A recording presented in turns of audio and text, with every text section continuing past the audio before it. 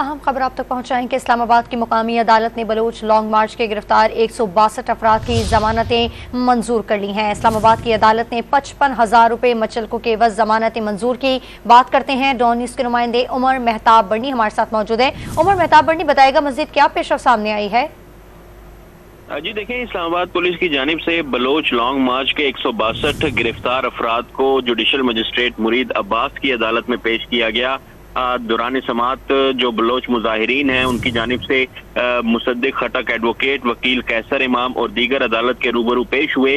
अदालत की जानिब से जो 162 अफराद हैं उनकी 5-5 हजार रुपए के जमानती मुचलकों के एवज जमानतें जो हैं वो मंजूर की गई हैं और उनको जो है वो रिहा करने का हुक्म दिया है। पुलिस अफसर ने अदालत को बताया कि 34 मुजाहिरीन को शनाख्त परेड के लिए रखा हुआ है।